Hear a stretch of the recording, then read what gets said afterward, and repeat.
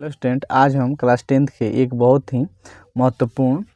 Theorem जिसे हम लोग पाइथागोरस प्रमेय बोलते हैं उसको हम लोग सिद्ध करेंगे। क्योंकि यह रिपीटेडली हर एक बार आपके एग्जाम में हर साल पूछता है कि पाइथागोरस प्रमेय सिद्ध करें कि किसी समकोण त्रिभुज में कर्ण का जो वर्ग होगा अन्य दो भुजाओं के वर्गों के योगफल के बराबर होगा। देख लो पाइथागोरस प्रमेय का कथन क्या कहता है। इसका कथन है कि किसी समकोण त्रिभुज में कर्ण का जो वर्ग होगा अन्य दो भुजाओं के वर्गों के योगफल के बराबर होगा। समकोण त्रिभुज में कर्ण क्या होती है, तो 90 डिग्री के सामने वाली भुजा। इसी देखिए लो, इस समकोण त्रिभुज ABC में बी कोण समकोण यानी बी पर 90 डिग्री कोण बन रहा है, तो इसके सामने वाली भुजा AC कर्ण हो जाती है। तो हम लोग सिद्ध करना है कि AC का जो वर्ग होगा AB और BC के वर्गों के योगफल के बराबर होगा, यानी AC स्क्वायर पर हम लोग सिद्ध करेंगे AB स्क्वायर और जोड़ BC स्क्वायर। देखिए लो, इसको सिद्ध करने से पहले हम लोग एक समकोण त्रिभुज ABC को ड्रॉ किए हैं। देखिए लो, वहीं मैंने यहाँ पे लिखा हुआ है कि माना कि त्रिभुज ABC एक समकोण त्रिभुज है जिसमें कोण B कितना है, 90 डिग्री के बराबर है। यानी त्रिभुज ABC में कोण जो B का मान है वो 90 डिग्री के बराबर है। देख लो, अब हम लोग लिखेंगे हमें सिद्ध करना है कि हमें सिद्ध क्या करना है कि कर्ण का वर्ग यानी 90 डिग्री सामने वाली भुजा AC का वर्ग, वर्ग मतलब होता है स्क्वायर, इंग्लिश में हम लोग स्क्वायर बोलते हैं, यानी कर्ण का वर्ग AC का स्क्वायर जो होगा अन्य दो भुजा कौन हो जाएगी, AB और BC, तो इनके वर्गों के योगफल के बराबर हो जाएगा। यानी हम लोग को सिद्ध करना है AC स्क्वायर बराबर AB स्क्वायर और जोड़ BC स्क्वायर। अब देखिए लो, इसको सिद्ध करने से पहले हम लोग को कुछ रचना करना पड़ेगा, और रचना हम लोग क्या करेंगे, B से AC पर हम लोग एक लंब डालेंगे, यानी इधर भी 90 डिग्री कोण बनाएगा, और इसको हम लोग नाम दे रहे हैं D। तो हम लोग रचना में इसको लिखेंगे, रचना हम लोग क्या लिखेंगे, शीर्ष B से भुजा AC पर एक लंब डाला जो कि AC से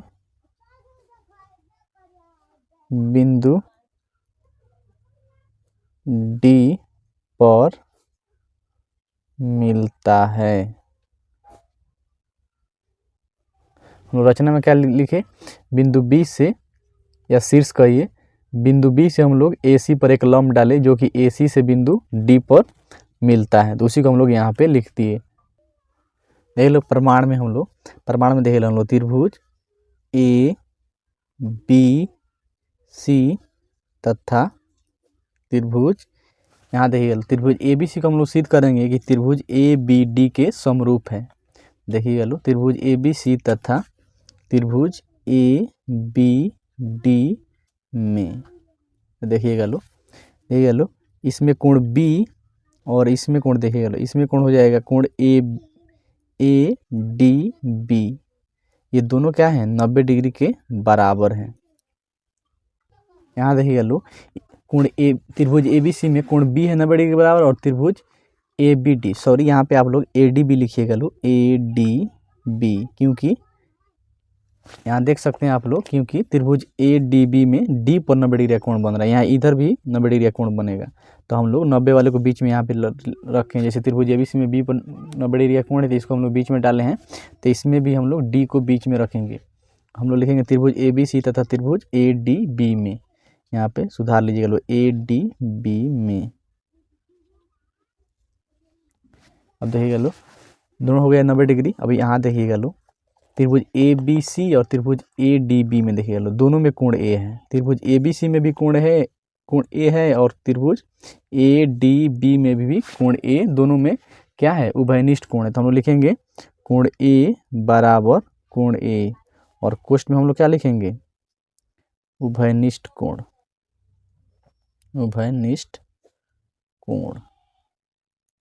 देखिए लो,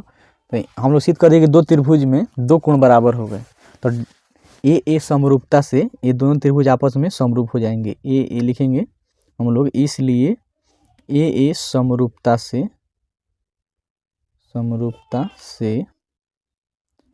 क्या हो जाएगा, त्रिभुज ABC और समरूप का ये साइन होता है, ये किसके समरूप हो जाएगा, त्रिभुज ए डी बी के। देखिए लो, जैसे इन दो त्रिभुज समरूप हो गए, सॉरी,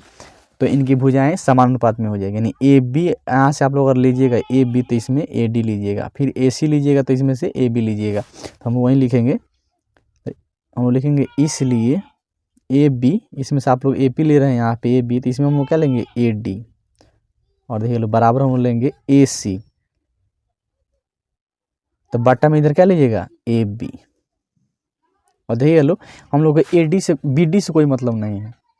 यहाँ देखिएगा लो हम लोग को बी डी से, हालांकि आप लोग यहाँ से लिख भी सकते हैं, यहाँ से आप लोग लिख सकते हैं बी सी बट्टा डी बी, लेकिन देखिएगा लो हम लोग को बाह्य विमाओं को सिद्ध करना है कि ए सी का वर्ग ए बी और बी सी का वर्ग के बराबर होगा, तो बीच वाले का कोई काम नहीं है बी डी का, तो हम लोग सिर्फ इतना ही लिख देंगे। अब इसको थोड़ा सा हम लोग आगे बढ़ाएंगे, तो यहाँ देखिए हम क्या लिख सकते हैं,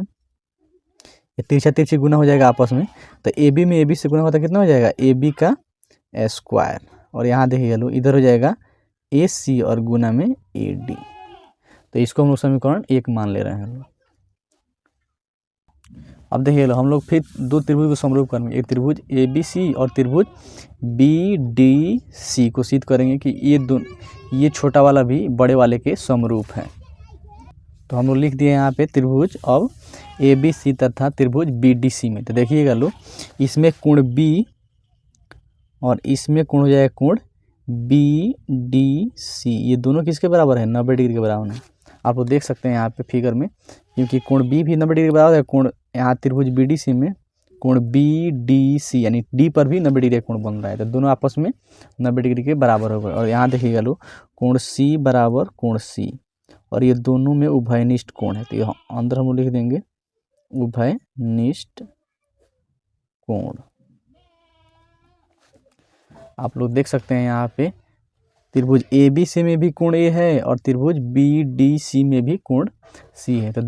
ये दोनों में क्या है उभयनिष्ठ कोण है, तो उसी को हम लोग लिख लिए कोष्ठ में कोण सी बराबर कोण सी। तो फिर यहाँ देखिए लो दोनों त्रिभुज डबल ए समरूपता से क्या हो गए, दोनों समरूप हो गए, तो हम लोग यहाँ पे लिखेंगे त्रिभुज, इसलिए हम लिखेंगे इसलिए डबल ए समरूपता से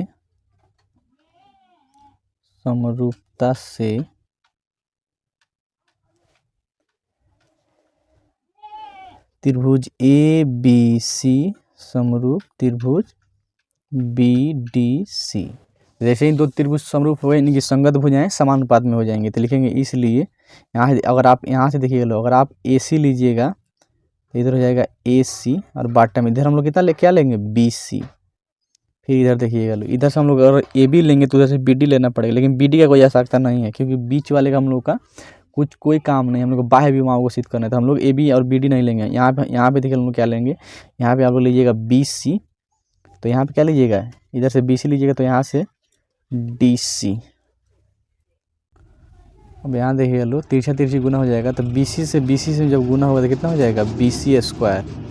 और ए सी में डी सी से गुना होगा तो कितना हो जाएगा ए सी और गुना में डी सी, तो इसको हम लोग समीकरण 2 मान ले रहे हैं लोग। बस हम लोग समीकरण 1 और 2 को जोड़ेंगे, हमारा थ्योरम सिद्ध हो जाएगा। तो आइए हम लोग दोनों को जोड़ते, अब हम लिखेंगे समीकरण